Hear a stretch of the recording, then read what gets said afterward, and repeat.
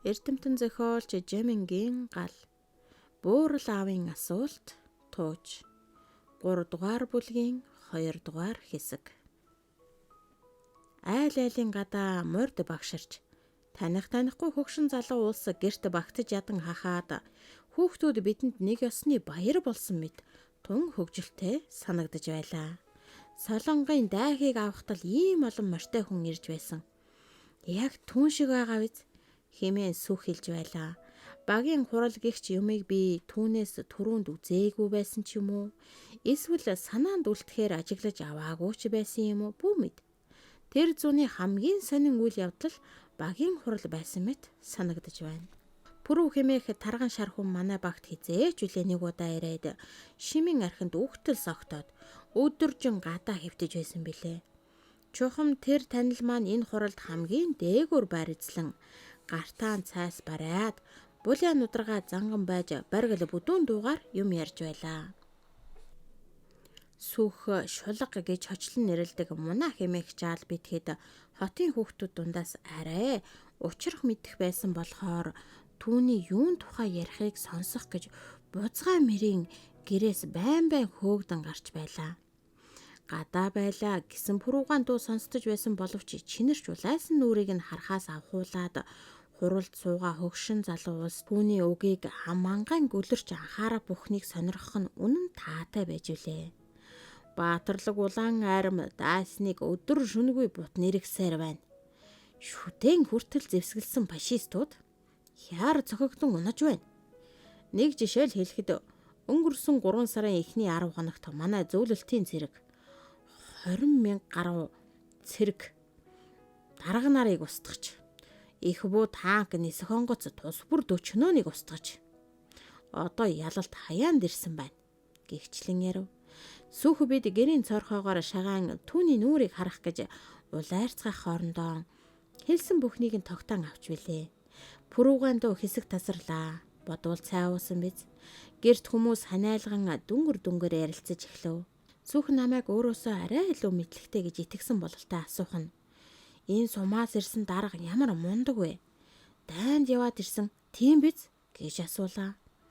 Пүрүүгаан гэрийн сүүдэрт шэрмэл ширдэг дэвсүүлж аваад харивн нь унжсан нүцгэн бие гарган шүдэ хаврын өнхөрч үй бөөлжин байсан зэргийг санаад тийм гэж чадахгүй байлаа.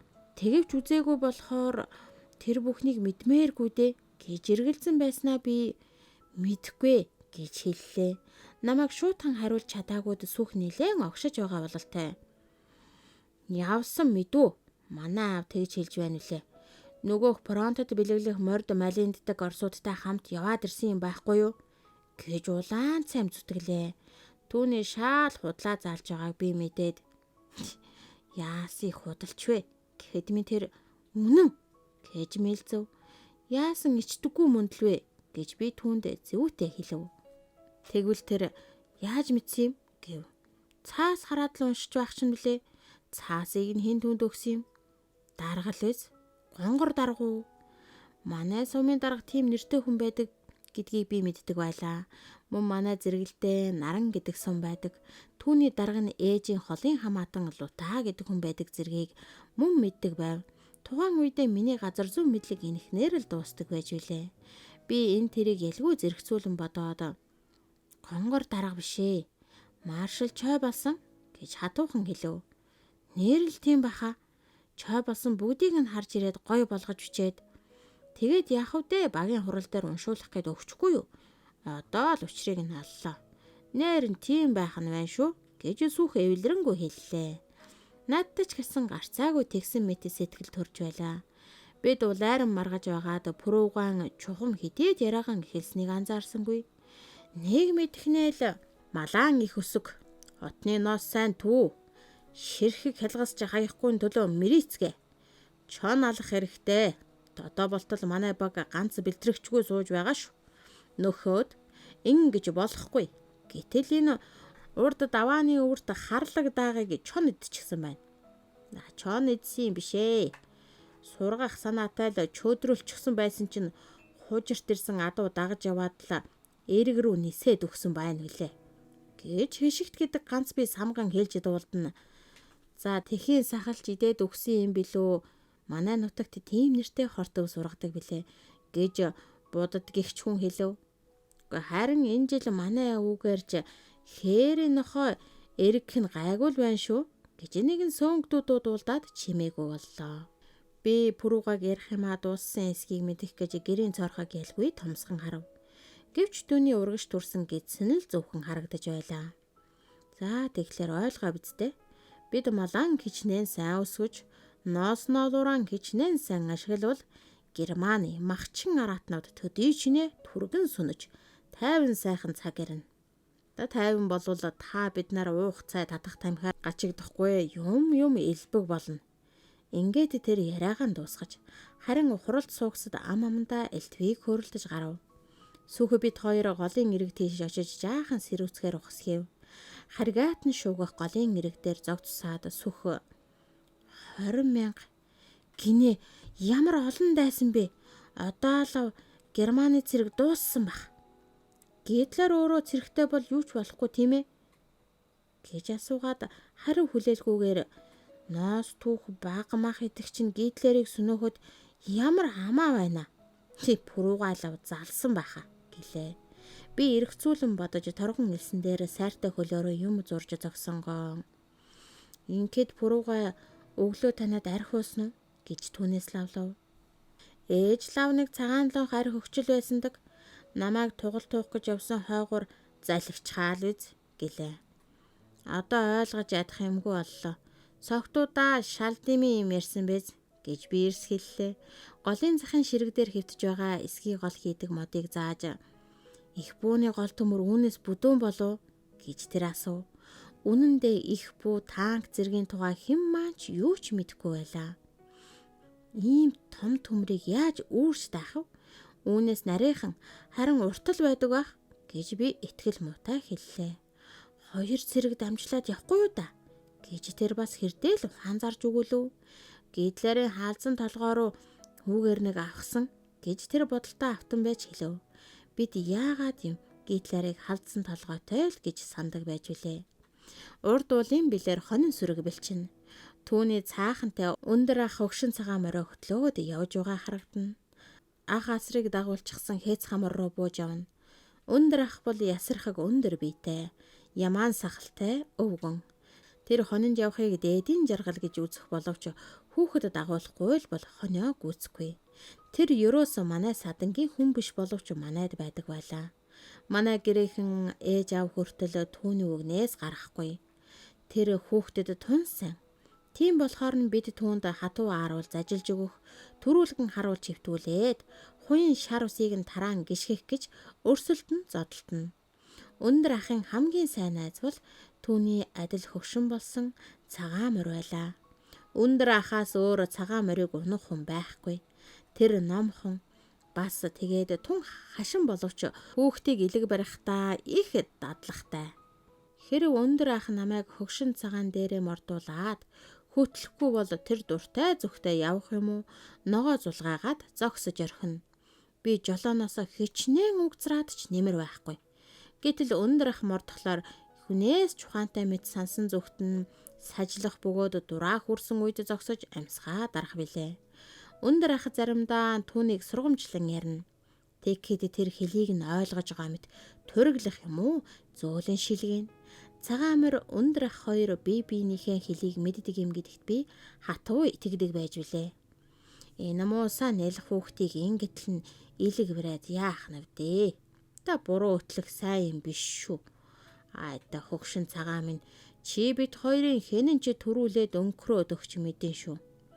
Үлдсэн нь л хэцүүдэх бах. Бие биеийн түшиж яваад зэрэг нүд анивал сайнсан. Гэхдээ цагаан морь ёстой гихшгэл туриглаад эвшэн талархаж байсансан. Чухам тэр хоёрыг их хөгшин гэдгийг л мэдхээс биш хэд хүрснийг нь би мэдгүй байв. Өндөр ах ахыг амарсан үед намайг хононд дагуулan явах бөгөөд хонь тогтсон үед хөгшин цагаанаа сул тавиад ногоон дунд тэнгэр харан хэвтэж зөөрөмөлнө. Би хонио буцаахаар гүйж явахтаа тэр хоёрын барааг далд орвол ухаан алдатлан айм бачимддагсан. Өндөр ахыг дээр үд хүрээ хийдэн газар сууж байсан их эрдэмтэй хүн гэж амьтны ярианаас сонсох боловч тэр яагаад ганц биеэрээ өтөлснийг эс мэднэ. Өндөр ахын хөгшин цагааны дараа орох нэг найз бол миний ах байлаа. Ах тэгэж 9 нас хүрч байсан хэрэг. Ахад тэрээр хүүхдээс сайн. Миний өмөө донхор хүү гэж нэрлээд түүнийг томоотой ажилс гэж магтахдаа үгээ олж ядна. Энэ байдал нь надад бага боловч атаархах сэтгэл төрүүлнэ. Ахад бидэнтэй адил байлдаж тоглох зав тэр болгон гарахгүй. Гэвч хаяа зав гарах юм уу? Биднийг дагуулж хээр юмд явбаас ёстой л үзүүлээд өгдөг байлаа. Бид үүнтэй хамт инхүү явахдаа хідэн удаа уйлж, хідэн удаа инээх хэрэг гардагсан. Ах хэрэг өдүүлж аав ээжэд зодуулах болвол өндөр ах манай буурал аав хоёр өмөрнө. Ийм болохоор тэр хоёр хөгшнийг байхад тэднэр төрөй барьж их ханхар байгаа нь илт байдагсан.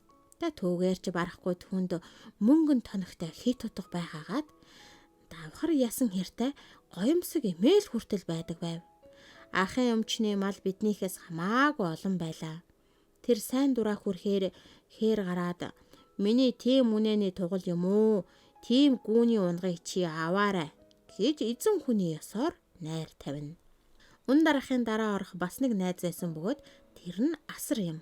Асар гэдэг нохой том биетэй, сагсгар сүртэй, их л сүртэй харагдах бэнтэн боловч эрж чадлаар гайвахгүй байв. Тэр айлын нохоттой зориуд хэрэлдүүлэхэд хэдийнэ л дийлдээд гаслан зүхтэн. Өндөр ах хоёрыг хонинд явахгүй бол гэрийн гаднаас салах ч үгүй. Хаяа нэг тарав барих боловч барьж авсан тарвгаан алдаж бүтлгүүтэх явдалч гарна. Тэгсэн үедээ өөрийгөө зүхөх мэт гаслан бухимдана. Асарт би нэг сайн биш ч нэг чих муу бас биш байлаа. Сүх цус болж хатсан хөлийнхөө хуруугаан чаахан үлээгээд өгөөч гэж надаас гуйлаа. Би түүнийг зөөлөн үлээж өгöd. За яаж вэ гэв.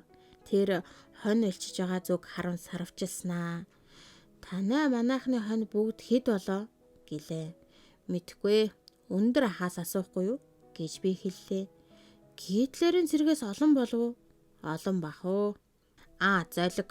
Тэр Гитлер гэдэг чинь энэ хойд Елен сардгаас өндөр ууланд гараад нуугдаж цэргүүдээ агууд суулгачихсан гинүлээ гэж би түүнд санаагаараа тайлбарлав.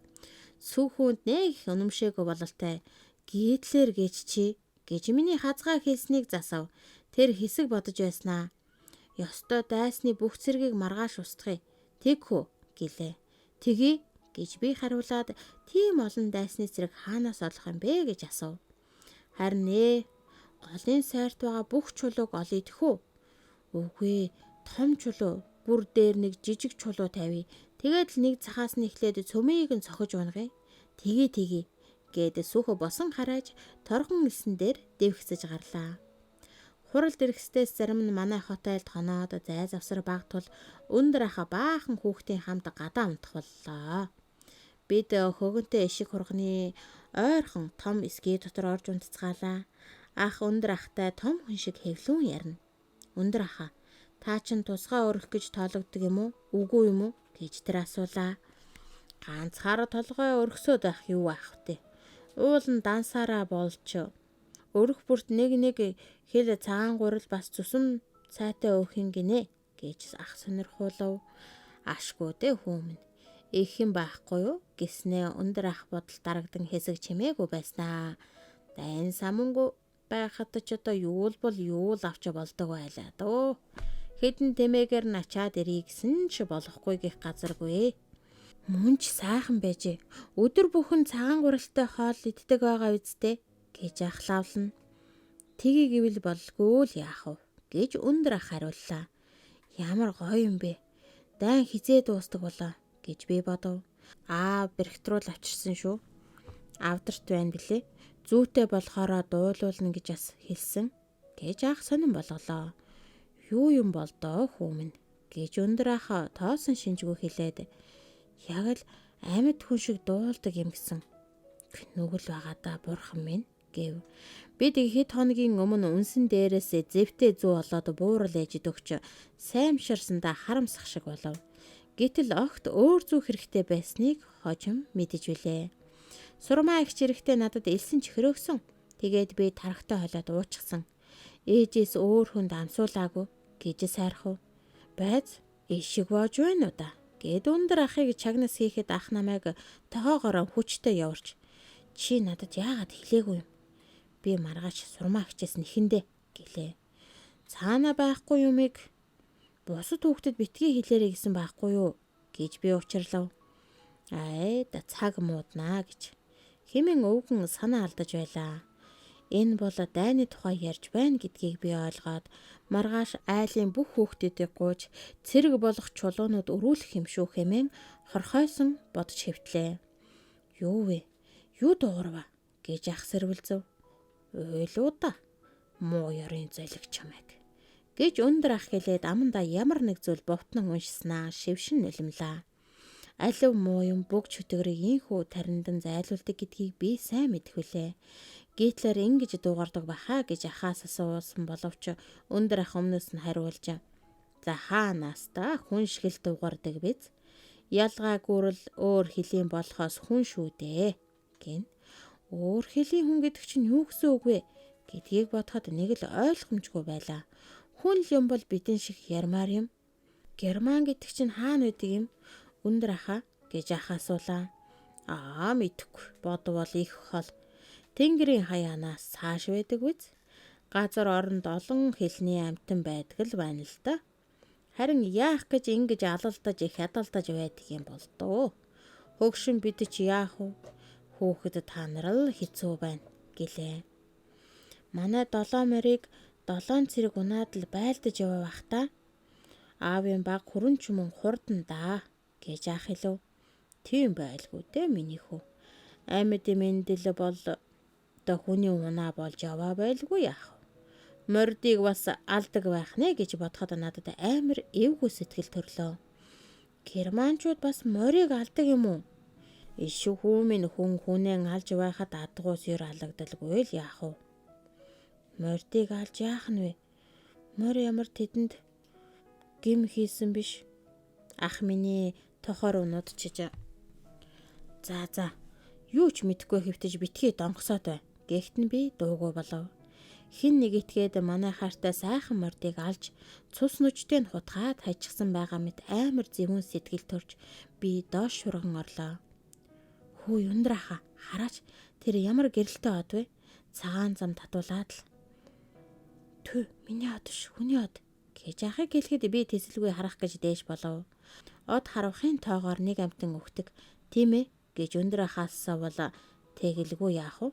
Амтан бүхэн нэг одтой хорхой шавж хүртэл гэж итгэлтэй хэллээ. Бурхны номонд тэгж байдаг юм уу? Бурхны ном шал худлаа гэж багах цогтчоод л ярьж байсан шүү дээ гэж ах хэллээ. Хэмэдхүүтэй хүмүн. Цагийн юм цагтаа л байна шүү дээ.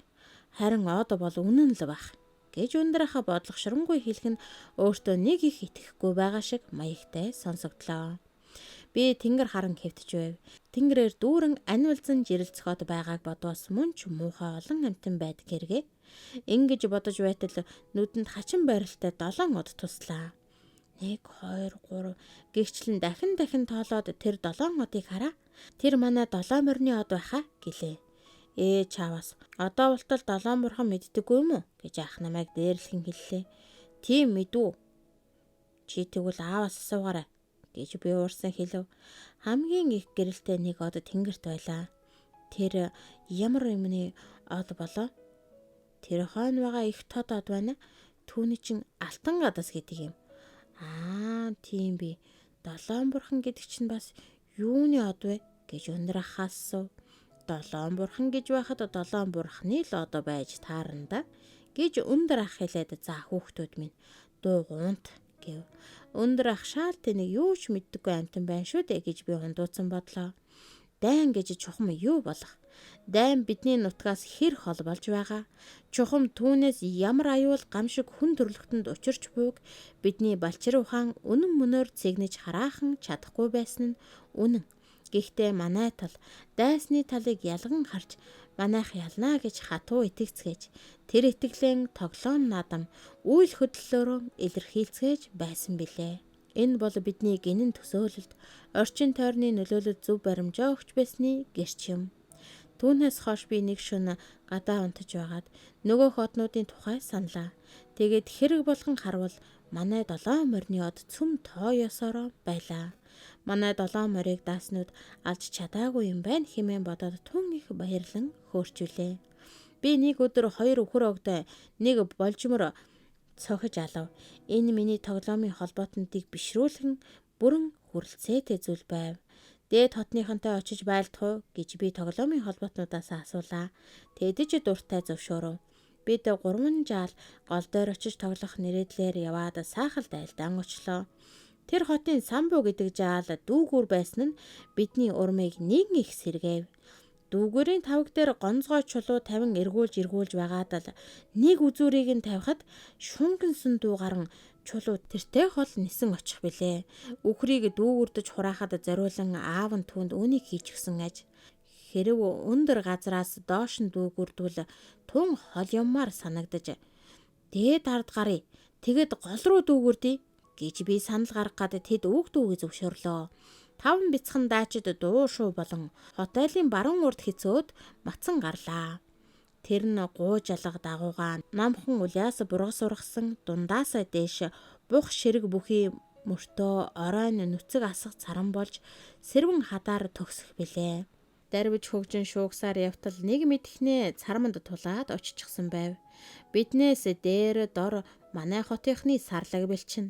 Айлуудын гэр навтайсан жижиг юм болж голын ус утас татсан юм шиг жирэж харагдана. Бид чухмал орчлонгийн хязгаарт хүрчихсэн шигээр хөөрөн баярлцгааж байв. За хэн хол дүүгүртгээ үзье гэж Самбу хэлээд аятайхан чулуу авч дүүгүртээ хийв. Тэрээр дүүгээрэн эргүүлж тавихад чулуу сүртэй хөнгөнөн дуугарч тэртээ дор хурч унлаа. Ямар мундаг вэ? Яас их хол явба. Ястай дага гөрөөс чалсан болох хаа. Гэгчлэн бид биширцгээв. Тэр зааж дахин хэд дүүгүрдэн үзүүрлээд дараа нь бидэнд өглөө. Бид ээлжээрээ нилээд хэд дүүгүрдэв. Ер нь тун урамшин баярлцгааж байлаа. Гэтэл Батныг удаа сурныхаа үзүүрийг алдаж тэр нь Самбугийн 70 дундар улаан гууруу гүйтэн шавхуурдаад азар чулуу нарагшаа шидэгдэв. Самбу эхлээд уйлж сүйд мэд болсон боловч бид цөм түүнээс дүү байсан тул нэг их тунирхалгүй шиг гайгүй болов. Гэвч тэр бидэнд дахиад дүүгүүрэн өгсөнгүй. Хүний юм хүчтэй гихч болоод бид гараар чулуу шидэн хэн хол явуулхан үзэж хэсэг байв. Бат гэмшисхийн суугаад хийх юмаа олж ядсан бит нэг бөөрөнхий чулуу хөлөөрөн жийтэл тэр нь булгарн золтой л өөрөн араас нь явчихсангүй. Булгарсан чулуу хиц өндөр рүү дээр цойлон одож голын хойд захууд авиран буцаж бунлаа. Бат бүр нүдэн сэргээд ямар сайхан явба хэмээн дуу алдав. Бид дор бүртэл чулуу нүүлгэх гэж яарцгаав. Тэгэхдээ зүгээр ч үгүй нэг нэгнээсээ илүү том чулууг илүү хол явуулах гэж улаарч байлаа. Сүртэй дуу чимээ гарч чулуу эсгэр нь дуугарч заримдаа нэг чулуу байснаа хагаран хэд болон буухсэлт тун сайхан байв. Энэ дуу шууганаар тэр ард бэлчиж гарсан сарлаг омоор мөөрөлдөж бөөгнөрөөд өндрийн рүү тоглон буув. Тэдний хөлөөр сүртэй тоос манаран мөн л асах чулуун өнгөрөх нь бас зугаатайн дээр зугаа нэмж байлаа. Бид баахан дүрсгүүтэд эзэн өлсгөөр гэр орноо санаж очно гэхэд ээж аавын алганы амт үзэх байх хэмээн айцгаасаар буцаж бов. Үхэр үргэсэндээ гол уруудан цууж туглаа нэлүүлж аваад уулын мухрөөд цувчлаа. Сарлаг санаа муутай амтан хойно ойр тогтсонгүй бүр алтай гол руу даваад арилж өөр сумын үхэр малтай сүлэгдээд хэд хоногийн турш унаа бие тасцсан их хэрэлт хот айлынхныг учрууллаа. Эд сайлын цагт ийм явдал болох нь тэр үеийнхний ойлголтоор тэсвэрлэх аргагүй юм байсан бололтой. Хідэн бируу шүдлэн олдоогүй зарим нь бүр тэр чигээрэн сураггүй болсон юмдаг. Миний санахад надад зогт хамаараагүй мэт боловч гай барсан над дээр бууж чамаас л болж айлын мал хөл толгой алдагдлаа. Хэмээн загинцгаах нь нэг хэсэгтээ балчирхан сэтгэлд минь яггүй их шар ус хурааж билээ. Айлын хүүхдүүд хүртэл жаахан муу дур хүрвэл чи манай тим бэрог олж өг. ийм шүдлэн олж өг гэж уур уцаар хүрэх хийгэн. Энэ нь намайг бодлогогүй хүүхэд гэдэг алдар хүлээхэд их үүр гүйцэтгсэн боловч миний лай үүгээр дууссангүй. Удалгүй бас нэг санамсаргүй юм гарав. Өндөр ах унах дуртай хөгшин цагаан морин амрааж таргалуулахаар ижилтэн тавиад нилээд удсан байв. Аав нэг өдөр хөгшин морин тууж ирээд гэрийн гадаа байлгаж байтал тэд мараа долоох гэж гэрийн доогуур хойд хиц зайвраар цувж гарав. Яасан айхтар улаанууд вэ? Айл миний хүү тэр хэдийг очиод хөөгөөд ир гэдэг байна. Би хайрах чулуун дундуур муу нүцгэн бор хөлөө хайрлалгүй гүйсээр дээхэн талаар нь орж чулуу шидэн эргүүлв. Бусд нь буцаж буусан боловч хөгшин цагаан л ганцаараа үлдээд тийм үү яах вэ гэсэн аятай намайг харсаар хомоол унгаж зогсов. Цэргийн дарах болох хүсэл минь юун төлөө намайг онцтой шитгэж сургасан билээ. Багавтар чулуу аваад анаж явуулаад орхитол гай болж түүний яг чамархаа орчим нь анлаа. Хөгшин цагаан нэгэнтээ муухай чарлаад цаад хиз өвдөг рүүгээ хийсэн орлоо. Юу болж байгааг ч би сайтар ухаар чадаагүй байтал гэрийн гаднаас хүмүүл нэг л бишдсэн янзтай шуугалдаж сүйдмэд болох нь дуулдлаа. Арай чим жижигхэн чулуугаар цохоход тийм том мал үхээгүй бах. Харин өндөр рүү унахтаа л хөлөө хугалсан байж магадгүй бах гэж санаж байтал аав нэг хүнтэй хамт ирж явлаа. Хөгшин цагааны унсан газар миний тэндээс далд байсан тул би чухам юу болохыг хүлээгээд дороо суучглаа. Хайран мөр. Танай энэ юу н хүн болохгүй шүү. Баг дээр нь л дарж авахгүй бол эртээр тэр үхэр бас яалаа. Гэх айлын ахын дуу надад тод сонсдов. Одоо ч дүүрчээ гэж би санаж байлаа. Аав хэсэг дуугүй байснаа зээл гэж амин гарчхаж. Та уулан ч нэг хаврын зуднаас хэтэрхгүй л болсон юм да. Гай нэрэхэд цохилуур нь таарчих штэ. Гэхүүг надад итгэл муутайхан сонсдов. Өндөр ахын ундаг хайртай намхан морийг алчсан болохоор намайг шорон тийхээс наагур шийтгэж лав болмооргүй мэт санагдана. Тэд нар удалгүй цаад сайр дээрээ надад ээл гарч ирэв. Би тун гэмшингүй царай гарган хөлийнхөө улмыг ширтэн суумаглаж байв. За одоо яах вэ миний хүү? Ямар алый гэж зогсон биш. Буугаад ир гэж аав намайг дуудав. Би гэмшилдэн илий балай болсон мэтэг гэлдэрсээр голын захын өндөр рүү өнгөж харвал цагаан морь сүүлээ годойлхон том бул чулуунуудын дунд руу шаагаад орчихсон байв. Харин би түүний дараа зодоолаагүй өнгөрснөөсөө дутамгүй зэмлэл ирдэг байна. Аав цагаан морины толгойг тайрч тулманд хийгээд за миний хүү үүнийг үүрээд тэр орой дээр нь гаргаад тавьчихад ирж чадна үсттэй гэлээ. Би уун шиг амархан юм хаа байх вэ гэж бодов. Гэтэл морины толгой үүрээд хиц өндөр ууд мацна гэдэг тийм ч амаргүй эд байв. Би шүд зүүн авирсаар байсан боловч орой дээр нь гаргаж үндэл дийлсэнгүй. Хэсэг дил хаттай сэрмэн дээр гараад хариугүй оргил ойрцсон боловч толгойг нь тэнд орхихоор шийдэж хэлсэн эс орн тавьчихаад буцаж ирэв. Хэд хоногийн дараа санаандгүй байж байтал аав миний хонг руу нэг сайн алгадаж аваад чи хөө морины толгой яах гэж овоон дээр хүргэлгүй тавьсан бэ гэлээ. Оройд нь гарахад тун ойрцсон юмсан. Энэ яагаад мэдж орхив хэмээн би харамсан бодлоо. Өндөр ах хөгшин цагааны хэргийг нэг ч удаа сөхөж дурсахгүй байв. Бид хоёулахнаа байсан нэг үед би түүнд та миний хээргүүнээс эр унаг гарвал аваарай гэлээ. Өвгөн гал нь буурсан нүдэрээ намайг анхааралтай ширтэн байж. За яасан сайн хөвөө. Өдөө өндөр болоорой гэснээ юм бүхэнд цаг хэмжээ гэж байдаг. Төрсөн юм үхэх ёстой. Тэр муу цагаан морь энд үхэх шороо нь хөдөлсөн болоод л тэр шүү дээ. Өндөр ахын ч гэсэн нэг л өдөр нүд амжил таарна. Би гэдэг чинь хөгшин хоньны насгүй амьтан шүү дээ. Гэтэл чи надад гүүнээсээ унаг гарвал морь хийж аваарай гэж байдаг. Тэ мөнч хүүхдээ гэж бурхан шиг сэтгэлтэй амьтан шүү дээ гэж толгойс ихсрэв. Тэгээд царай нэг их гунигтай юм шиг эсвэл нэг их бодол дарагдсан юм шиг болчихлоо. Би түүнийг яаж тайтгаруулахаа мэдэхгүй. Өндөр ахаа та нуруугаа даруулах уу гэлээ. гэж өвөг нь над руу гайхсан шиг харснаа. За. Гэд түрүүлгээ харж хэвтэв. Би ууцсан дээр нь нүцгэн хөлөөрөн гიშгэж өглөө. Өндөр ах ийхүү даруулах их дуртай бөгөөд чухам яагаад ингэдгийг би сайн мэддэггүй байлаа. Өндөр ахад ер нь хүүхэд гэж байдаггүй юм болов уу? Яагаад ийм ганцаараа хүн юм бэ? Манайтай садан юм бол хавэжийн альны садан байж таарах уу? Нэг асууя байз гэж би тэгэхэд саналаа. Дараа нь бит хоёр мөн л хонинд явж байгаад би түүнээс үүнийг асуусан юм. Тэр нөмөрхөн хонхорт хурц суугаад гонцгой чулууг ээрүүлийн оронд хэрэглэн тэмээний ноосоор утас эренгэн нэг хэвийн намуухан дуугаар хүүрнэж гарлаа. Тэрээр үе яриагаан таслан хоноо харах буюу биенийхээ чилээ гарган сүнэхэж.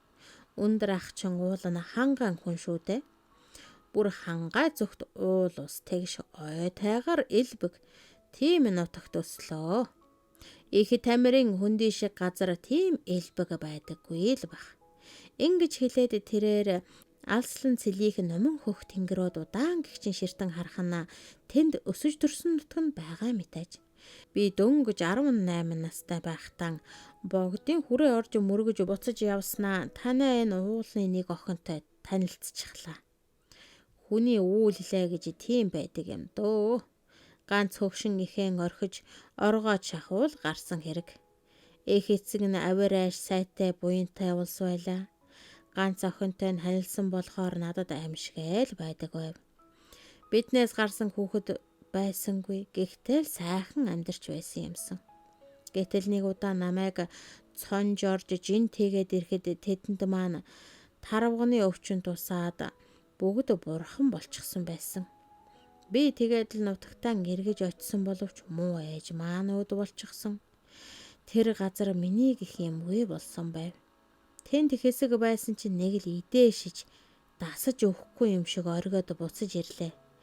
Тэгээд л норжин эмэгнээс нэг охин хүүхэд өргөж аваад таныхны хөгшчүүлийн хаяаг түшсэн шигээл байгаад байлаа. Яах вэ хөөрхий?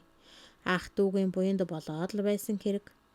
Охин минь өсөж нэг хүнтэй суугаад би түүнийг дагаж өөр суманд очисон юм да. Ахыг чинь дөнгөж хөлд орж байхад л манайхан нүүсэн юм шүү дээ. Тэнд бас л болж байсан. Гэтэл хүргэн аймагт нүүж албах хаахшаан боллоод би сурсан дассан нутагтаа ясаа тавьмаар санагдаад л энд ирсэн байхгүй юу? Аав ээж хоёр чинь надад сайн байдаг болохоор юу алцхав дээ. Бүр манай хүн болохоор ирсэн юм байна шүү дээ. Манайтай садан хүн биш байж таарлаа. Химэн бодоход балчирхан сэтгэлд минь хөөрхий гой нүвгнийг өрөвдөх аяс тодорч байлээ. Өвг нь дорхноо ээрсэн утсаан бууран кийлж аваад надаар татуулан байж өөрөн алгадан нийтгэв. Түүний ясархаг мойны хуруунууд хичнээн эвлэг хөдөлж байгааг би гайхан харж байлээ. Та энэ утсаар юу ойхон бэ гэж асуувал муусан эсгийн навтас шитгэхээс авахуулаад л утас ёр хэрэгтэй шүү дээ. 100-ны сар 6 биш нэг мэдхтэл хүйтэн сүрэн орон шүү хөө минь. Та нарын насан дээр яах вэ гэдээс затгалан ирүүл бол гүйцхэн тэр. Дахиад хүүхэд болгосон. Тэгвэл мөн чих сурч мөн чихэм үзэндээ. Яагаад хүүхэд болохоор их юм үздэг байна гэж би гайхлаа. Хүүхэд яагаад их юм үзэж байгаа юм? Өндөр ахаа гэж түүнээс асуувал тэр толгой сэгсрэн инээж мөн балчир байна да чи. Ийм хүнтэй чинь юу ярих вэ? Би бол ханан гэр холдож хадан гэр ойртож насны хэмжил болсон хүн. Чи харж байгаа биз? Анх чи биднийг хонинд явж байхад энэ дээд ара ногоон хэвс шиг нэлхаараа л байсан. Гэтэл одоо шаралчхаж тийм ээ. Тэгэхээр ногооны нас гүйцэж байна гэсэн үг шүү дээ. Өвсний нас дуусаад үхэж байгаа нь тэр. Тийм үү дээ. Гэтэл цэцэг ногооны үр газар тунаад эрх хавар соёолон сухойн. Ингээд бодохлоор дөнгөж сухойж байгаа ногоо шарлаж хатсан өвс хоёрын хооронд бас их ялгаа байна да. Хагад өвс бол яах вэ? Мал амтны аманд ороод ч юм уу, салхинд хийсээд ч юм уу алга болно. Ногоо цухойж ургаж цэцэглэж үрлэж бүх юм нь жигдэрч гүйцээд дахин хагдрах болтол их цаг хугацаа байна шүү дээ. Чи ойлгов уу? Би гэдэг хагд өвс. Чи бол шин соёо байна. Өндөр ахыг чинь насаа илээсэн цаг харанхуй яг бүрхэг шөн шиг байж. Гэтэл та нар саруул гэгэн амар жимэр үед амьдарч болно. Гол нь хүн шиг ухаантай, томоотой байж сурах хэрэгтэй. Би бол хорвоо ертөнц уудам, эрдэм ном ариван гэдгийг мэдхээс цааш малга. Хэрв та нарын үед төрсөн бол би наад зах нь бичиг ном сураад авна. Номонд хүний үзээгүй дуулаагүй бүхэн бий. Одоогийн ном балрах шиг маа нэмэгзэмхэн бишээ. Юмны учрыг тайлж онсыг олё гэсэн их нарийн ухаан байгаа юм. Хүн юм сурахаар юмч бүтээж болдог байна. Одоо чи бодолдоо. Өдий төдий ачаад яах хийхин завгүй хурдан явдаг машин тэрч байтугай хүн суулгаад шувуу шиг тэнгэрээр нисдэг онгоц хийсэн байна. Маа нэмэгзмийг 1000 уншаадч ийм юм бүтээхгүй шүү дээ. Ингээд элдв юмыг ажаад сонсоод байхад одоо цагийн хүн л ёстой. Алтан аягнаас усуух бололтой доо гэлээ. Хэрв бүх юм надаас шалтгаалдаг бол би түүнд мөнхийн ус олж өгмөр санагдаж байлаа. Хүн мөнхөрж болох уу гэж намайг асуухад бурхан багш элдв юм өгөж төрж байхаар хийсэн байна. Тэгэхээр бүтэхгүй л зүйл байх.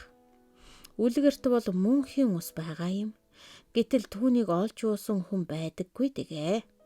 За бидэн шиг яах нь вэ гэхэд хутагт хуйлгаан эдтэн шидтэнгүүдээс нэг нь ч болов түүнийг хүртэж болно шүү дээ.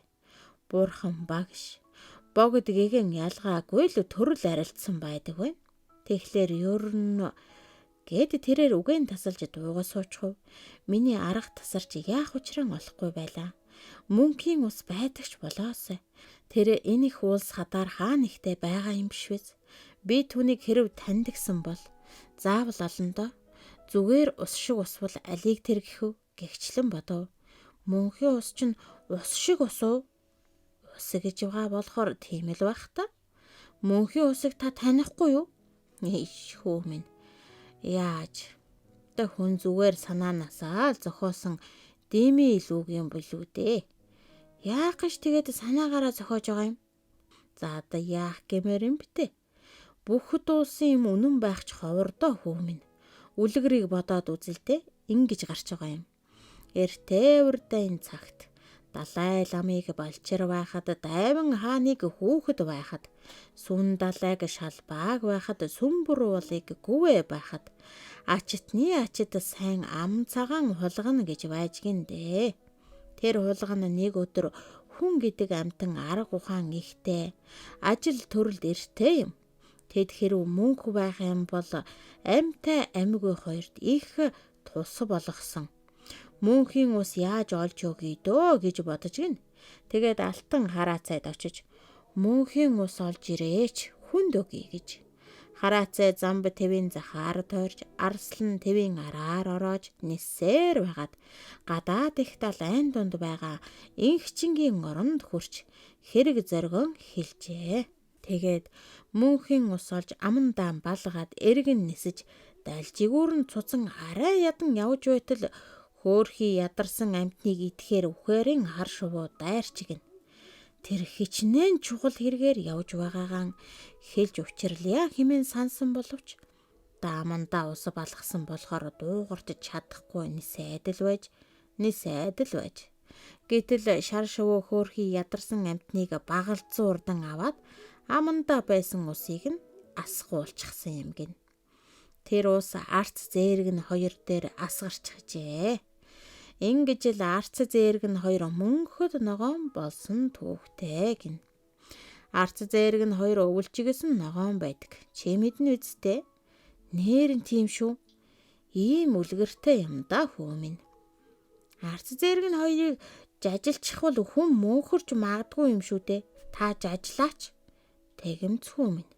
Чи өндөр ахыгаа мөнхрүүлэх гэж л ядаад байна да.